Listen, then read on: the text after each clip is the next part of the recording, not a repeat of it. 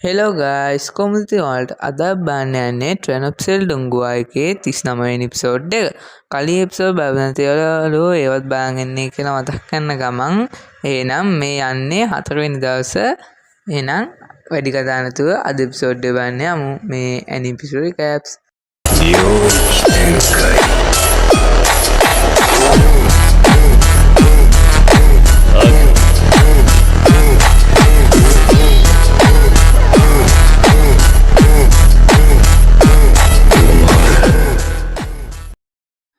තිස්නමවෙනි episode එක starting එකේදීම අපිට පෙන්නන්නේ ලෝහාවච්චෙන් භාවනා කරන ගමන් තමයි ඉන්නේ.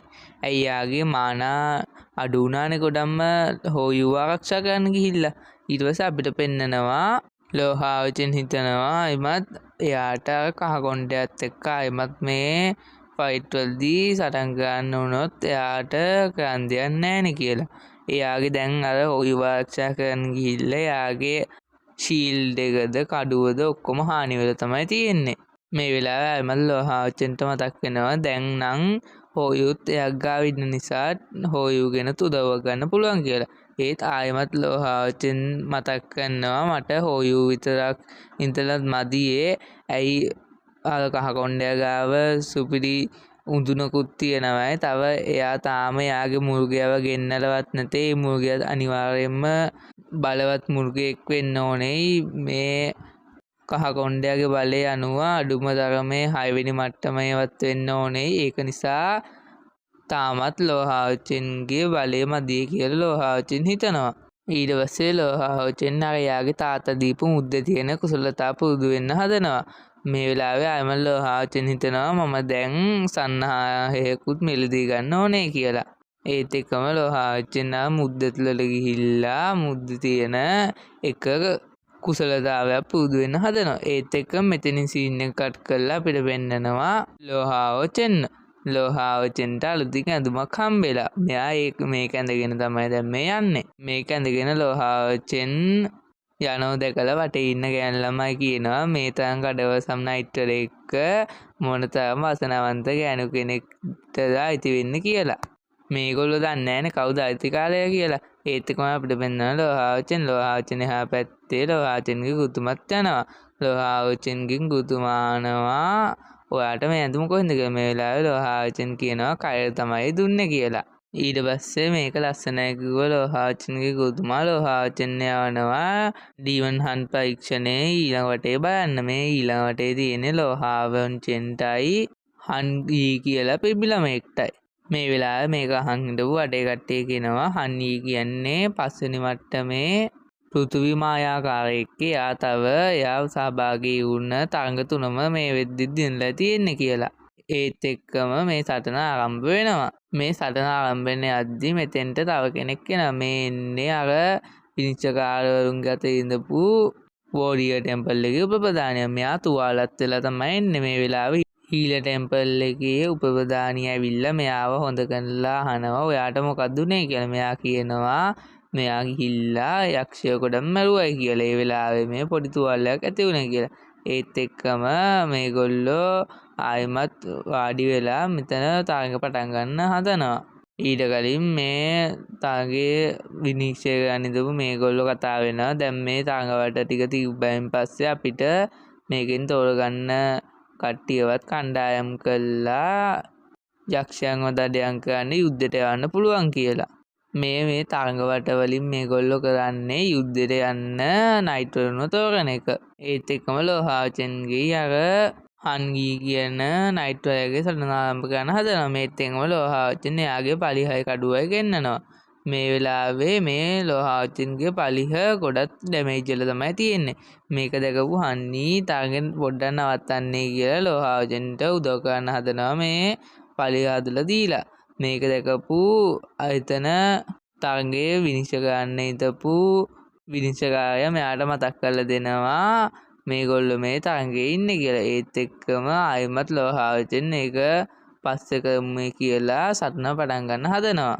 ඒත් එක්කම වටේ ඉඳපු කට්ටිය කියනවා අර හනී නම් මොඩෙන් නේද? එයා ප්‍රතිවාදියාගේම ආයුධ හදලා දෙන්න හදනවායි කියලා. ඒත් එක්කම එතන තව එක්කෙනෙක් කියනවා ඒත් මෙයා කණ්ඩායමේ සහායකයෙක් විදියට නම් සුපිරියේ කියලා. ඒත් එක්කම මෙයා එමත් කියනවා ලෝහාවචෙන් සංහාහයක්වත් දැන් ඇඳලා නැතේ කියලා. ඒත් එක්කම ලෝහාවචනුයි මේ හනීනුයි ගහගන්න යනවා. ලෝහාවචෙන් මේ හන්නීගේ පැත්තට එකපාරටම දුවගෙන යනවා. මේ වෙලාවේ හන්නී යක් ගාව තියෙන සවලක් වගේ එකක් අරගෙන බිමට ගහනවා. මේ වෙලාවේ මෙයා පෘථිවි චුම්බක බලය පාවිච්චි කරලා තමයි මේ ලෝහාවචෙන්ට පහර දෙන්න හදන්නේ. මේ වෙලාවේ එකපාරටම ලෝහාවචෙන්ගේ ඔළුවට උඩින් මාක්කයක් වැටෙනවා.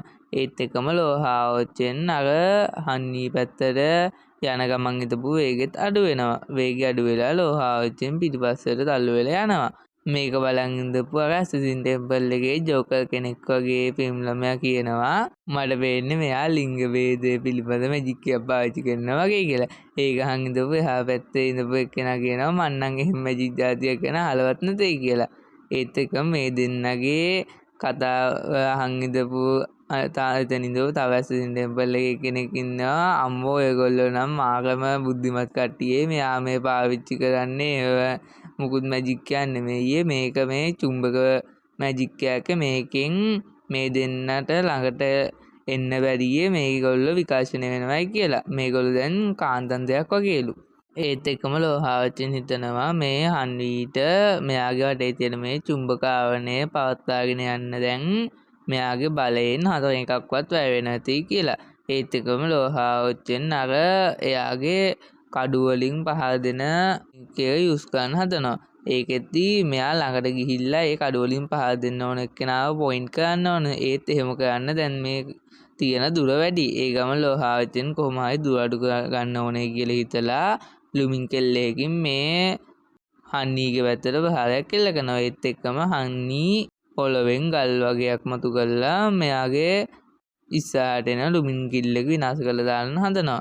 ඒත් ගොඩක් ගල් ආවරණය ඇතුළටම කිඳා බහැලා තමයි මේ ලුමින් කිල් එක නවතින්නේ. ඊට පස්සේ ලෝහාවචෙන් දේවදූත ආශිර්වාදය කියලා තව ටෙක්නික් එකක් යූස් කරනවා. ඒත් එක්කම ලෝහාවචෙන්ගේ ඔළුවට උඩින් එක සුවංගනාවක් වගේ කෙනෙක් මතුවෙනවා. ඒත් එක්කම ලෝහාවචෙන් අර චුම්බක මැජික් එකෙන් බේරිලා ඉස්සරහටම යන්න පටන් ගන්නවා. ඒත් එක්කම අර හන්නී කියන පිරිමි ළමයා පොළවෙන් මුල් කඩු වගේ මතු කරලා ලෝහාවචෙන්ට පහර දෙන්න හදනවා. ලෝහාවචෙන් කොහොම හරි මේකෙන් බේරෙනවා. ඒත් ලෝහාවචෙන් ආයෙමත් පිටිපස්සට තල්ලු වෙනවා. මේකෙන් අර ලෝහාවචෙන්ගේ දේවදූත ආශිර්වාදය කියන ටෙක්නික් එක නැති වෙනවා. ඒත් එක්කම මේ පිරිමි ළමයා මේ දෙන්නගෙම චුම්බක ශක්තිය දන කළා මේ දෙන්නව විකාශනය වෙන විදියට තිබ්බ එක මේ පිරිමි ළමයයි ඇඟින් එන චුම්බක ශක්තිය ඍණ කළා ලෝහාවචෙන් යාගේ ළඟට ඇද ගන්නවා. මේ වෙලාවේ ලෝහාවචෙන් අර උල් වලින් නම් බේන්නේ 99. ඒ ගමන ආයමත් ලෝහාවචෙන් ඇදිලා යන අතරේ මෙයා ගල් ආවරණ දාලා මේ වෙයි ලෝහාවචෙන් වැදෙන්න සලසන හදනවා. ඒත් ලෝහාවචෙන් කොහොම හරි මේ වෙයින් බේරෙනවා. මෙයා මේ චුම්බක මැජික් එක යූස් කළා ලෝහාවචෙන් එහෙ මෙහෙ වනන්න ගන්නවා. මේක ඉවස ගන්න බැරි වුණ ලෝහාවචෙන් අන්තිමේදී එකපාරටම කඩුව බිම ගහලා වෙලා දියරමාන එකතු කරනවා. මෙයා දියරමාන එකතු කළා අහසට ගිහිල්ලා ලුමින් කිල් 10කින් විතර එකපාර මේ හන්නී කියන පිරිමි ළමයාට ප්‍රහාරයක් එල්ල කරනවා. ඒත් එක්කම මේ හන්නී කියන පිරිමි ළමයාගේ අතේ තිබ්බ අර සවල වගේ එක අරගෙන ආවරණයක් දා ගන්නවා. මේ ආවරණයට තමයි මේ ටික වැදෙන්නේ. ඒත් එක්කම මේවා වදිනවත් එක්කම මේ ක්‍රීඩාංගනේ දූලි වලින් වෙන මේ වෙලාවේ වටේ ඉන්න කට්ටිය හිතන්නේ මේ තරඟය මෙතනින් ඉවරුණයි ලෝහාවචෙන් දින්නයි කියලා. ඒත් එක්කම අපිට පෙන්නනවා ආයිමත් ක්‍රීඩා පිටිය. මෙතන අර පිරිමි ළමයාට මුකුත්ම වෙලා නැහැ. එයාත් දියරමාන පාවිච්චි කරනවා. මේ වෙලාවේ මේක දැකපු ලෝහාවචෙන් හිතනවා මේක තව දුරටත් ඇදලා ගියොත් ලෝහාවචෙන්ට අවාසි වෙනවයි කියලා.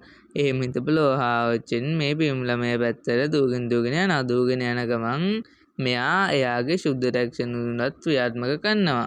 මේ ශුද්ධ රැක්ෂණ උණුනේ කපාටම දන්වැල් වගේක් ඇවිල්ලා මේ පිරිමි ළමයා අල්ලලා ලෝහාවචෙන් ඉන්න පැත්තට ඇද ගන්නවා. ඒත් එකම ලෝහාවචෙන් උඩට පැනලා කඩුවෙන් ප්‍රහාරයක් එල්ල ගන්න හදද්දිම මේ ශුද්ධ රැක්ෂණ උණුනේ තිබ්බ අර දන්වැල් ටික කැඩලා ගිහිල්ලා මේ පිරිමි ළමයා වේනවා. ඒත් එක්කම මේ පියුම් ළමයා ඇඟ ඇතුලෙනුත් උඳුනක් එළියට එනවා. මේකට කියන්නේ මූලද්‍රව්‍ය උඳුන කියලා. මේ මූලද්‍රව්‍ය උඳුනට නම් පණක් තියෙනවා. මේක නිකන් පොඩි සෙල්ලම් බඩුවක් වගේ ජීවියෙක් විදියට තමයි ඉන්නේ. මේ මූලද්‍රව්‍ය උඳුන නිසා තමයි ශුද්ධ රියැක්ෂන් උඳුනේ බලෙත් නැති වෙලා ගියේ. මෙතනින් සීන් එකක් කටලා අපිට පෙන්නනවා මේ මූලද්‍රව්‍ය උඳුන මේ පියුම් ළමයාට හම්බෙච්ච විදිය. මෙයා කාන්තාරයක් වගේ තැනක වලක් කාන ගමන්දි තමයි මේ මූලද්‍රව්‍ය උඳුන හම්බෙලා තියෙන්නේ. මේ මූලද්‍රව්‍ය උඳුන ශුද්ධ රියැක්ෂන් උඳුන වගේ එක උඳුනක් නෙමෙයි. මේ වගේ උඳුන් ලෝකෙට 2 3ක් තියෙනවලු. මේ වගේ උඳුන් තියෙන කට්ටියත් 3 දෙනෙක් වගේ තමයිලු මේ නයිට් පන්සල් වලත් ඉන්නේ. මේ උඳුනට පුළුවන්ලු මේ උඳුන අයිතිකාරයාගේ මානා භාවිතය අඩු කරන්න. ඒකුවේ මානා වැඩියෙන් යන ප්‍රහාරයක් දියත් කරත් ඒ මානා යන ප්‍රමාණය අඩු කරන්න පුළුවන්. තව මේකේ හිමිකරු ප්‍රගුණ කරලා තියෙන ඕනෑම කුසලතාවයකුත් මේ උඳුනට නිර්මාණය කරන්න පුළුවන් වෙනවලු. ඒත් එක්කම හන්නි මේ මූලද්‍රව්‍ය උඳුනම යවනවා ලෝහාවචෙන් එක්ක ෆයිට් කරන්නේ කියලා. ඒත් එක්කම මේ මූලද්‍රව්‍ය උඳුන ටික දුරක් ගිහිල්ලා එකපාරටම මහ විශාල ගල් රාක්ෂයක් වෙනවා. ගල් රාක්ෂය නෙමෙයි අල්ලුවනේ ගල් යෝධයෙක්. මේ ගල් යෝධයට කියන්නේ පෘථිවි ගල් යෝධයයි කියලා. මේ ගල් යෝධයා ලෝහාවචෙන්ගේ පැත්තට දුවගෙන ඇවිල්ලා එක ප්‍රහාරයක් ගහන්න හදනවා.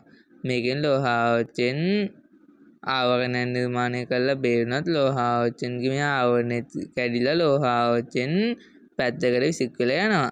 ඒත් එක්කම ලෝහාවචෙන් එක ප්‍රහාරයක් මේ ගල් යෝධයා පැත්තට යවනවා. ඒත් මේ ගල් යෝධයාට හීරීමක්වත් කරන්න වෙන්නේ නැහැ.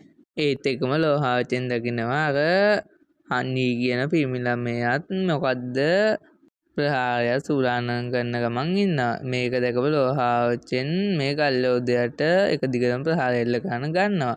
අන්තිමේදී අර හන්නි කියන පිරිමි ළමයා දැන් ඇති කිව්වෙන් පස්සේ අර මූලද්‍රව්‍ය උඳුන ආයිමත් අර පොඩි බෝනික්ෙක් වගේ වෙලා මේ හන්නීගේ කරුඩට යනවා.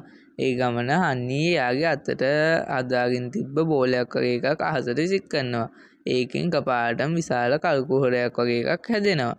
මේක 6 වෙනි වට්ටමේ මැජික් එකලු. මේ වගේ මැජික් එකක් මේ රීමන්හන් පරීක්ෂණයක කවුරුවත්ම කරලා නෑලු. මේකෙන් මේ හන්නි මහා විශාල ගිනි බෝලයක් එළියට ගන්නවා. ඒත් එක්කම හන්නීගේ මානත් ඉවරලා එයා බිම දන ගහ ගන්නවා. එයා කියනවා මේ මගේ හොඳම පහරයි මේක කොහොම හරි දරාගෙන විනාශ කරොත් ඔයා මම මේක පරාද වෙනවයි නැත්තම් ඔයාට ඕනනම් දැම්ම පරාජය පිළිගන්නේ කියලා. ඒත් එක්කම ලෝහාවචෙන් හෝයුත් එක්ක අර ලේ සලකුණ පාවිච්චි කරලා මෙතෙන්ට හෝයුව ගෙන්නනවා. හෝයු මහ විශාල බෝටලයක් ඇතුලෙන් ලෝහාවචෙන්ගේ පිටිපස්සට එනවා. ලෝහාවචෙන් කතා කරේ හෝයුගේ අර ලොකු වර්ෂන් එකටනේ. මකරෙක් වගේ ඉන්න එකටනේ. ඒත් හෝයු අර පොඩි බෝඩික් එක වගේ චූටි බෝලයක් විදියට තමයි එළියට එන්නේ. අපරාධේ මහ විශාල පෝටල් එකකුත් ඕපන් කරා. මේක බලන් ඉඳපු වටේ ඉඳපු කට්ටිය මේ මොන මගුලක්ද කියලා කෑ ගහන්න ගන්නවා. හෝයු මහලුකොට කෑ ගහගෙන ඉස්සරහට යනවා. ඉස්සරහට ගිය වෙලාවේ තමයි හෝයු දකින්නේ තමන්ගේ ඔළුව උඩින් නිකන් ඉරක් වගේ සයිස් මහ විශාල ගිනි බෝලයක් තියෙනවා. ඒ වෙලාවේ හෝයු ලෝහාවචෙන් ගාවට ඇවිල්ලා එයාගේ අර කහ පාට ඔළුවට මාරු වෙනවා. ඒත් එක්කම වටේ ඉන්න කට්ටිය තියෙනවා මෙයා 6 වෙනි මට්ටමේ මැජික් මුගෙක් කියලා. ඊට පස්සේ වටේ ඉන්න කට්ටිය ආයෙම කියනවා මේ මැජික් මුගයට නම් මේ විශාල මැජික් කියලා නම් විනාශ කරන්න බැරි වෙයි කියලා. ඒත් එක්කම ලෝහාවචෙන් හෝයුව යාගේ කඩුවට ආරෝපණය කරන්න වගේ ගන්නවා. මේ වෙලාවේ හෝයුගේ කහපාට වර්ෂන් එකෙන් හෝයුගේ ආලෝකයේ බලය කියන බලය තමයි එළියට එන්නේ. ඒත් එකම හෝයු ආයෙමත් රතු පාට ඔළුවට මාරු වෙන. මේ රතු පාට ඔළුවෙන් එයාගේ ගිනි බලය තමයි නිරූපණය වෙන්නේ. මේක දැකපු අර විනිශ්චයකාරයෝ ටිකක් පුදුම වෙනවා මෙහෙම මුර්ගයෙකුත් ඉන්නවද කියලා. ඒත් එක්කම හෝයු එයාගේ අර නිකන් කොළ පාට ඔළුවටත් මාරු වෙනවා. දැන් මේ ලෝහාවචෙන්ගේ කඩුවට හෝයුගේ මේ ඔළු තුනේම තියෙන ශක්තියින් තුලම එකතු කරලා තමයි තියෙන්නේ. ඒත් එක්කම ලෝහාවචෙන් විශාල ප්‍රහාරයක් එල්ල කරනවා. මේ ප්‍රහාරෙන් අර ගිනි බෝලේ දෙකම කපලා යනවා. මේ වෙලාවේ අර හන්නි කියන පිරිමි ළමයාත් අර මූලද්‍රව්‍ය උඳුනත් එක්කම විසික් වෙලා යනවා. මේ වෙලාවේ හිමින් නැගිටින හන්නී ගාවට ආව ලෝහාවච්චන් එයාගේ පැත්තට කඩුව දික් කරනවා. මේ වෙලාවේ ලෝහාවච්චන් ආයෙමත් හන්නීට අත දෙනවා නැගිටින්න. ඒ ගමන හන්නීත් ලෝහාවච්චන්ගේ අතින් අල්ලගෙන නැගිටලා ලෝහාවච්චන්ට දිනුම දෙනවා. මේක බලන් ඉඳපු විනිශ්චයකාරයෝ සෙට්ටියත් සතුටු වෙනවා මේක කොච්චර හොඳ ක්‍රීඩාවක්ද කියලා. ඒත් එක්කම හෝයු ලෝහාවච්චන්ගේ කරට එනවා. ලෝහාවච්චනුයි මේ පිරිමි ළමයා අතටත් දීගෙන ඉද්දි හෝයු වටපිට බලනවා. ඒ වෙලාවේ එයා දකිනවා මුල්ද්‍රව්‍ය උඳුන. මුල්ද්‍රව්‍ය උඳුන නිකන් ගලක් වගේ වෙලා තමයි තියෙන්නේ. මේ වෙලාවේ මේක දැකපු හෝයු ළඟට ගිහිල්ලා පොඩ්ඩක් ඉඹලා බලලා එයා විතර සයිස් එකට ඉන්න මේ උඳුන ගිලින්න ගන්නවා. මේක දැකපු හන්නී නම් මාරු විදියටම බය වෙනවා. එයාට එයාගේ යාළුවව නැති වෙයි කියලා. ඒත් එක්කම හෝයු එකපාරට මේ උඳුන ගිල්ල දානවා. මේ උඳුන ගිල්ල දැම්මයි කියලා දැකපු අර හන්නීට සිහිය නැති වෙලා එතනම වැටෙනවා. ඒත් එක්කම මෙතනින් 39 වෙනි එපිසෝඩ් එක වෙන යාළුවනේ. එහෙනම් අපි බලමු ඊළඟ එපිසෝඩ් එකේ මොකද්ද වෙන්නේ.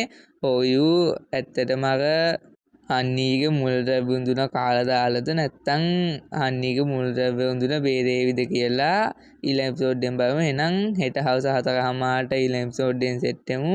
සබ්ස්ක්‍රයිබ් කරපු නැතිව සබ්ස්ක්‍රයිබ් කළා වීඩියෝ එක හොඳලා ලයික් එකකුත් දාන්න කියලා මතක් කරන ගමන් අදට ගිහින් එන්නම්. ගුඩ් බයි.